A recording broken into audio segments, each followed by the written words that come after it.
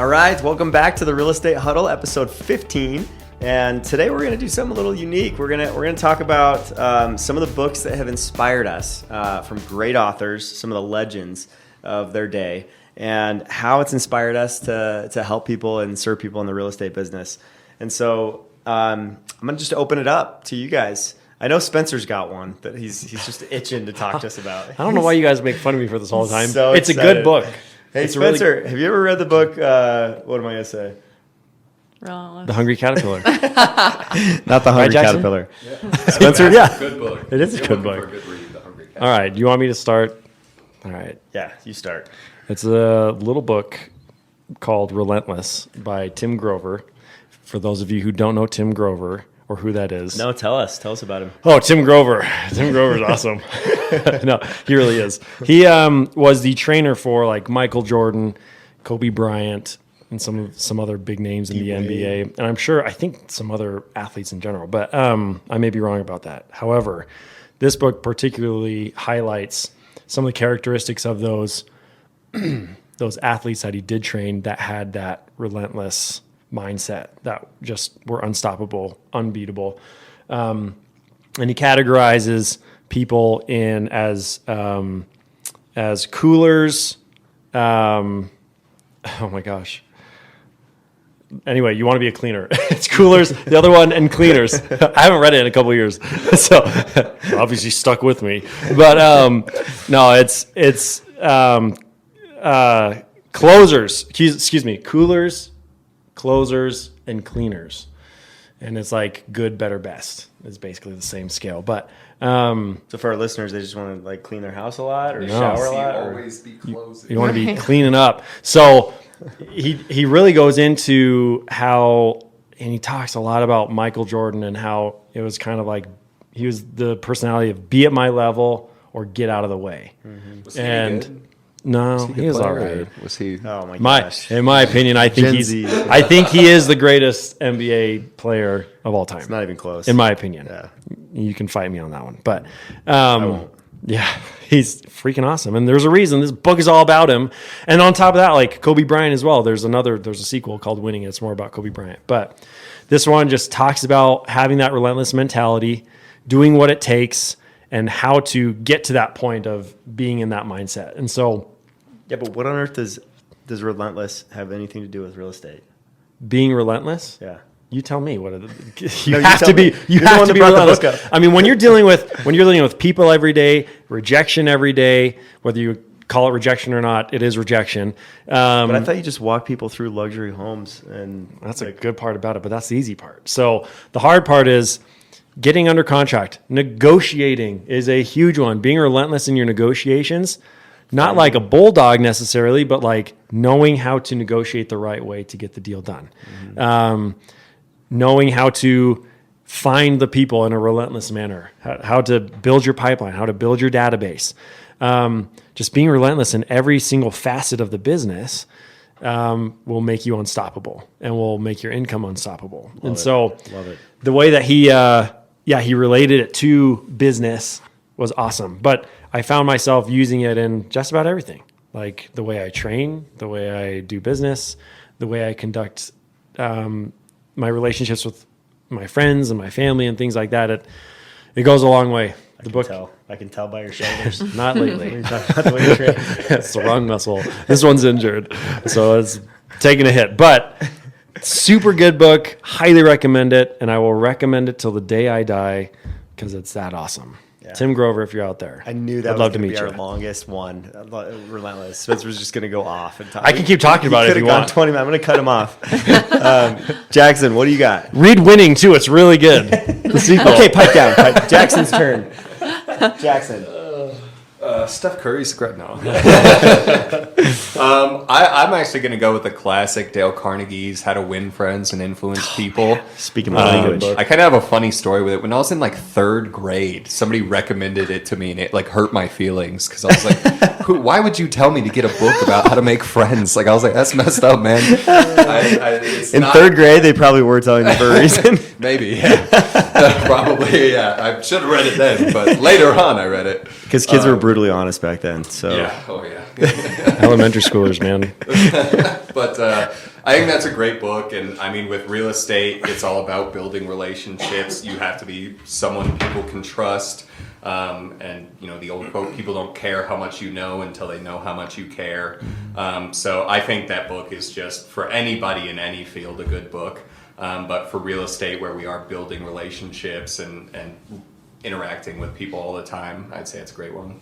To me, that's like the Bible of how to handle people and how to work with people and like really get a following in your life. Like That's a staple. That book is a staple. It's so good. It's a really good book. I really try to read that book every year because it's so good. It's such a classic. Written in the 1920s, 30s by Dale Carnegie, and it's just he put so much time into the preparation for that book, like interviewing hundreds of the top successful people in the country and saw how they did things. And so, yeah, that's a great one. Another one that I love from Napoleon Hill is How to Stop Worrying and Start Living. That one's really, really good to help you deal with anxiety, to help you deal with like some of the just the worry that everybody goes through, you know, and understanding that there's no sense in worrying. Like it doesn't you no good, but it does do you good to like go through a process mentally, and it gives you some really good like practical things you can do to overcome worry and enjoy your life more. So Dale Carnegie's got some gems for sure.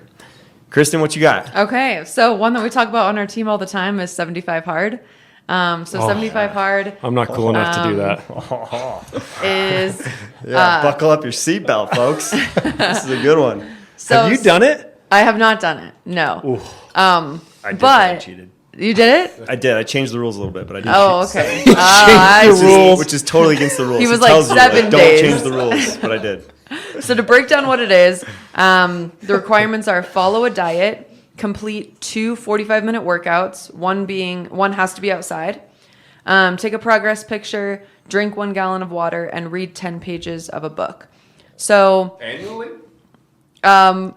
per day. This is all per day. That's where I cheated. I read 5 pages instead of 10. Oh, okay. Just because I read slow, but... Okay, that's fair. That's fair. So really what's cool about this, and I think how it relates to real estate, is when you are your own boss, there's a lot of opportunity for freedom. There's a lot of opportunity for distraction. And I think by following this 75 Hard and following a diet and following these workout plans, it kind of can transition into, you know, if no one's holding me accountable, then who cares if I make 1 call or 10 calls, right? Or 100 calls, you know? So I think if you're able to be disciplined with yourself in your personal life, then that will kind of stem into your professional life as well. Yeah. And then you can hold yourself accountable in a variety of ways. Totally. No, that's a great, and it takes a lot of discipline to do that stuff for 75 days. You become a different person by the time you're done with that. So that's a great one. Glad you brought that one up. Man, I got so many. I love reading. So I read a business book every month. We'll do some runner-ups. I think we'll have some time for runner-ups. So all right, don't worry. So I'm gonna say Think and Grow Rich by Napoleon Hill is like my all-time, like one of my favorite classics that I've read, that just tells you like it's all about building a mastermind group, you know, and having people around you that you can go to hold you accountable and feed off of. And it also has so much to do with like goal setting, which I love those topics. I love, you know, the power of like handwriting your goals and then seeing it come to fruition. And we wrote a 5-year goal that I wrote when I started the team.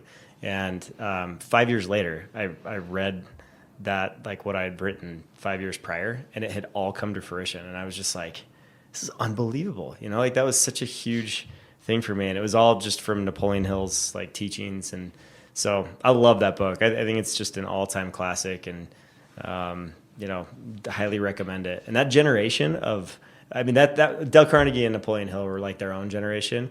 And then you got the next generation of like just amazing speakers / book writers with Zig Ziglar, Jim Rohn was incredible. And then Brian Tracy, and there's others too. But like those guys also, I feel like have like impacted me a lot just from learning from them. And the greatest generation, I think, just from how hard they work to get to where they are and the teachings that they have. So, runner-ups?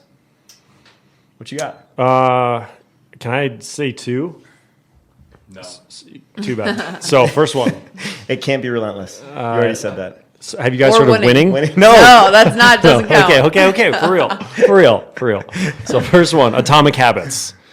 I think it's a pretty popular one right now, but Atomic Habits, if you don't know about it, it's all about the process of creating good habits, breaking the bad ones, and then maintaining those good habits by being better by 1% every day. So if you can be better that much every day, compound effect takes charge, and you grow like crazy. Such a good book. Love that one. It's a pretty big one. I'm not a huge reader, and so when I saw this one, I was like, I don't know if I really want to read all this, but I did listen to it, and it's pretty awesome. Yeah. It's got some really, really good skills and things to take away that'll just, like I said, it helps all facets of life.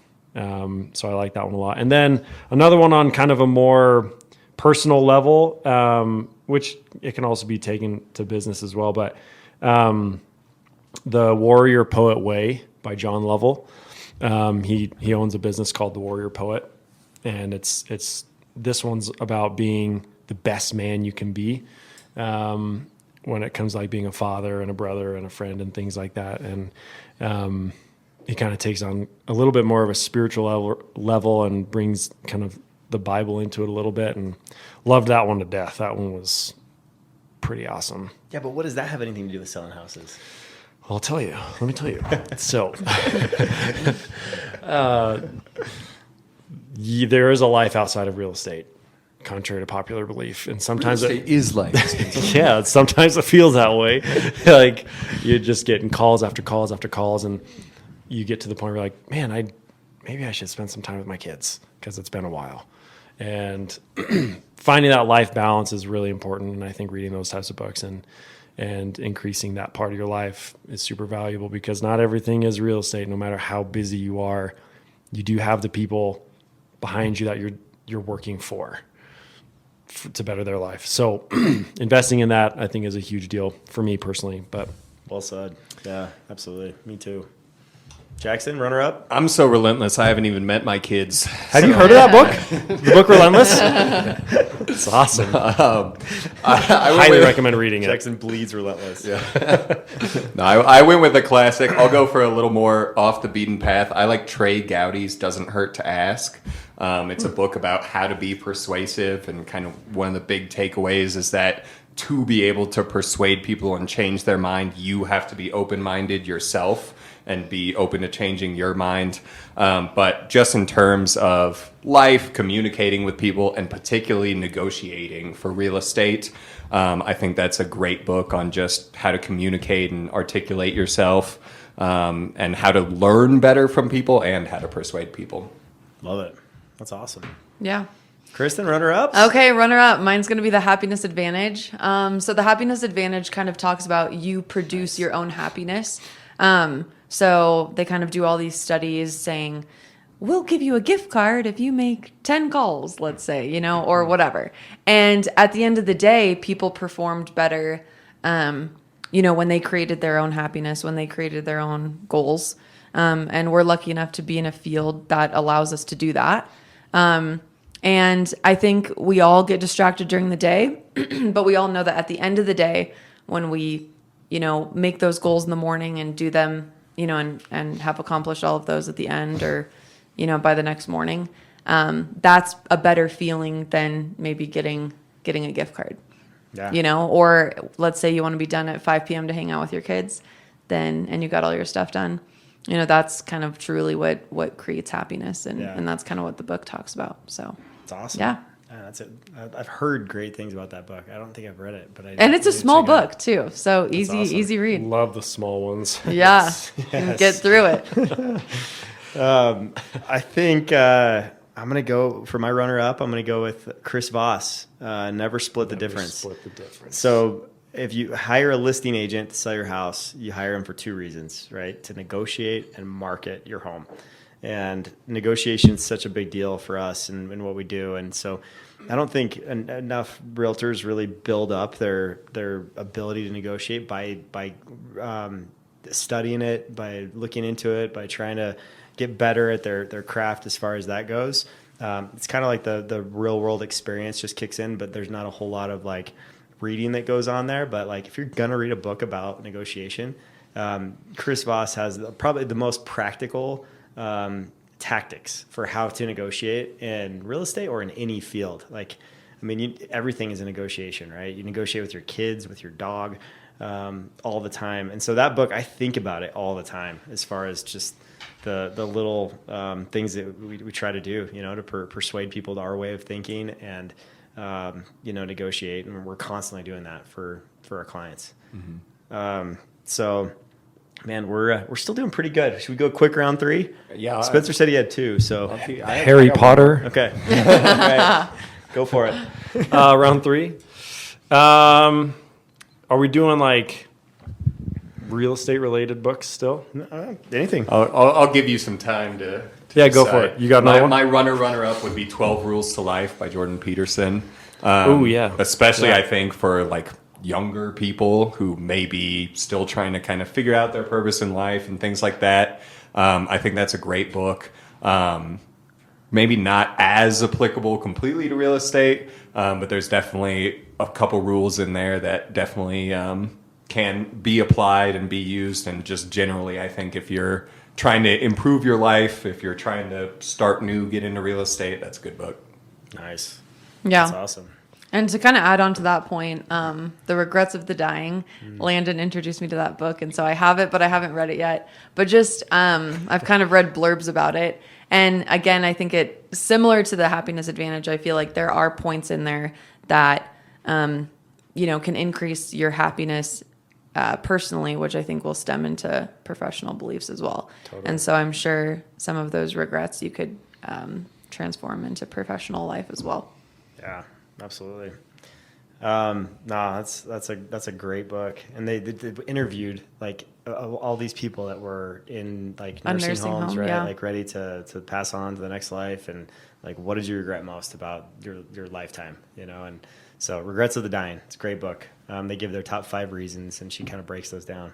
So I think I'm going to go with, I just love, I've just read it actually. It's called, Robert Kiyosaki wrote Rich Dad, Poor Dad, right? Which I think is just such an awesome book that tells you the difference between like how to really build investments and how to build things that are going to create wealth for yourself and give you financial peace and freedom. And how that contrasts with like how the world teaches you to and pushes you to go. So I think it's a really groundbreaking book. And he wrote another book called the Cashflow Quadrant. And so I love that one too, because he breaks down even more like the difference between, having a life where you're trying to own maybe a business, whether that's a side business or your main business, and have investments over on this side that really help you to have that peace in your life and financial freedom. So I love both of those books by Robert Kiyosaki. I think are some of the ones that I think about a lot. That's really impacted me in real estate and trying to acquire like investment properties and do things, because you can earn money on this side, but if you don't have investments that are working for you on this side, then you just continue to work and it's so easy to sometimes get your expenses will outweigh your earnings sometimes, and if you don't duplicate yourself on this side. So I really like those books. Those are some of my favorites. And if you want to impress the ladies, there's also a board game that's associated with that book. Landon knows all about that. So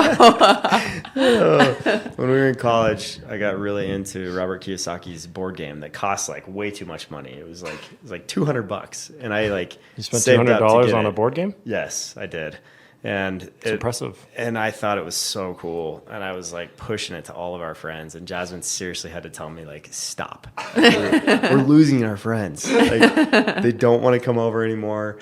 You need to stop. He's going to make us play that stupid game. Exactly. This is not what we do on every friend get together.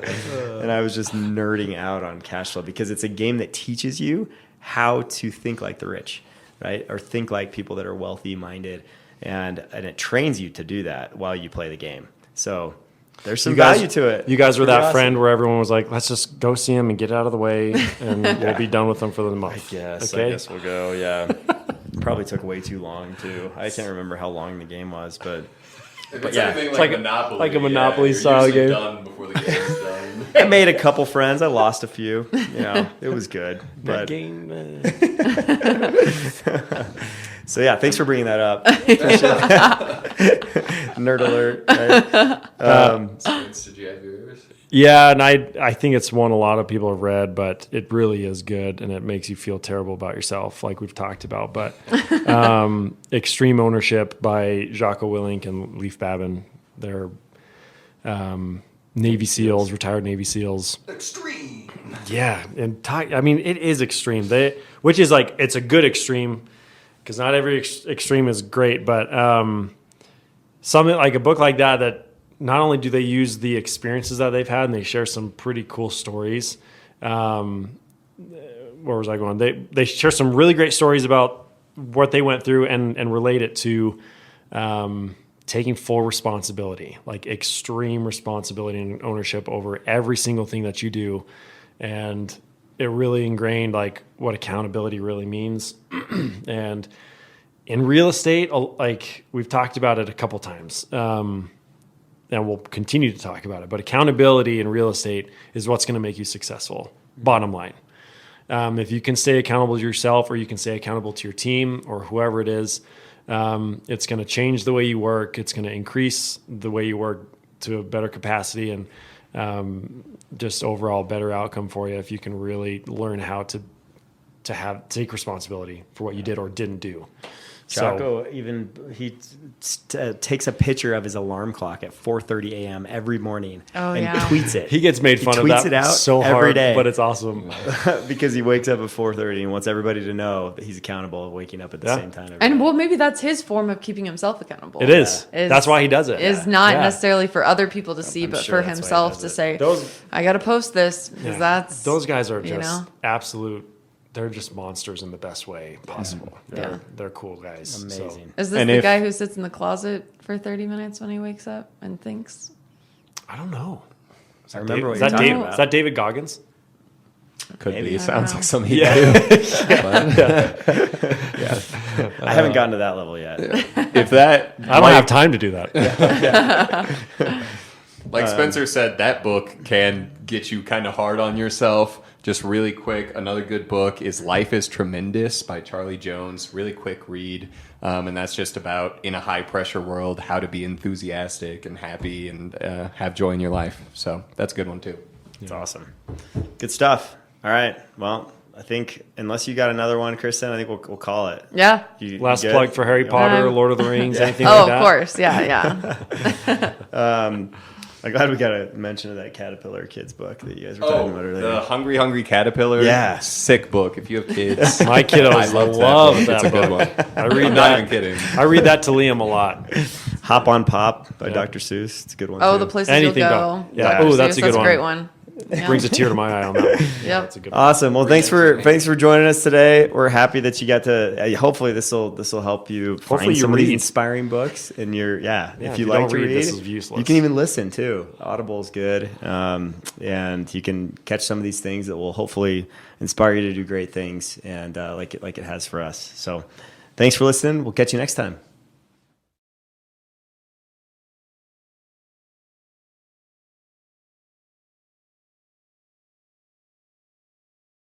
So if you have enjoyed what you're listening to and you'd like to hear more, make sure to press that subscribe button so that you can not miss out on any more episodes that are coming up. And also check out all of our contact information is below. You can see us at the dreamsmithteam.com to look up more information about our team and our history and all of the members of our team, and see contact information that you can reach us if you have any real estate needs.